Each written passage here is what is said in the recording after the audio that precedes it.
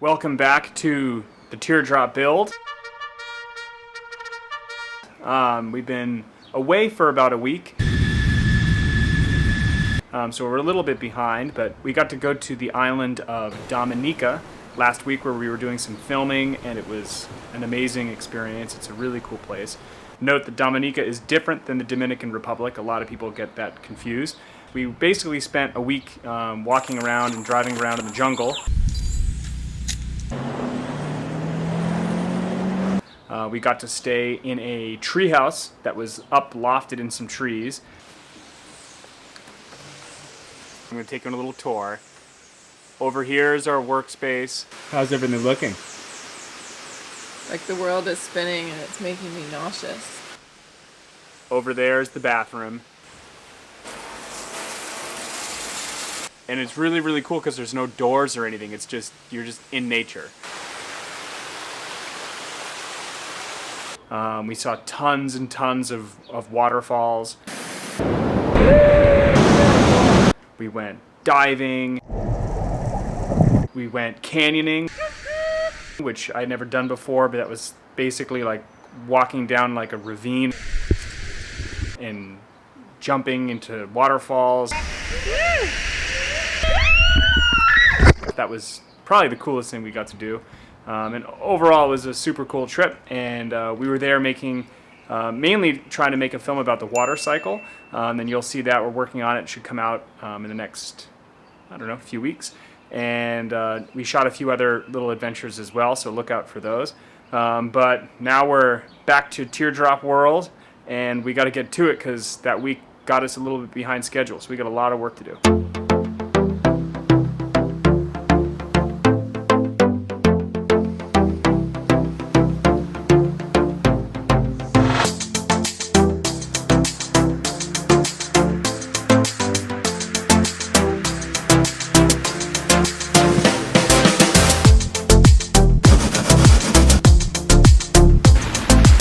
Please stop raining. The weather this week has totally sucked. It's been raining all day, every day, but we're still making progress. We've got all of our panels fiberglass together now, and now we have to start dropping in bulkheads. So we're going to drop in some stiffeners, one that's going to run right back here, and it's actually going to stay on what will become the hatch. We're going to actually cut this out, and this is going to be the hatch for the galley. So we're going to start dropping those in now, and they're going to help really stiffen up the whole structure. Okay. We got a new tool.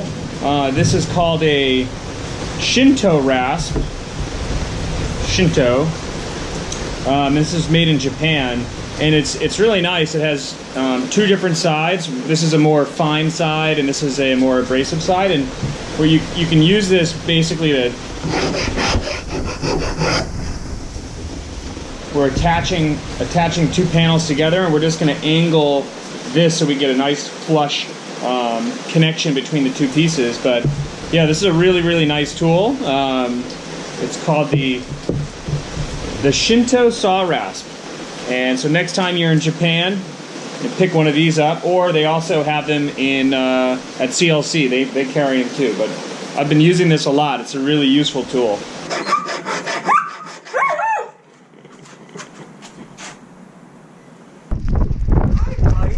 Come here, hi! Hi!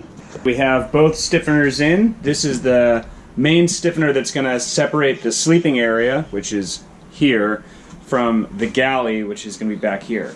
So we've got this one in, and then this is a little stiffener here that's just for the galley door. This is the part of the teardrop that pops up, so you can access the galley. For now, these are just in temporarily with the copper wires, but we need to put them in permanently, and we'll mix some epoxy with some wood filler and create like a peanut butter paste that we're going to fill in these joints all the way around. The recipe for making peanut butter filler is similar as before. We're going to use the same type of epoxy. We're going to mix it together, make sure it's nice and well mixed, and then we're going to take a filler, wood flour, but you can also use different types. You can even use sawdust. If you've got sawdust hanging around your wood shop, you can use that. We're going to mix it together, and we're going to add a little bit of it at a time until it has a consistency of peanut butter. So So here's after just a few scoops of the filler. You can see it's still very runny, almost like a molasses. So that's not quite right. We need to get it a little bit thicker. All right, we've added a bit more. Maybe added a little bit too much on this, but it's still okay. But what you're looking for is just that kind of peanut butter consistency where it's just kind of starting to drop off your spatula there. So now we're going to transfer this over into the bag and then start filling it up.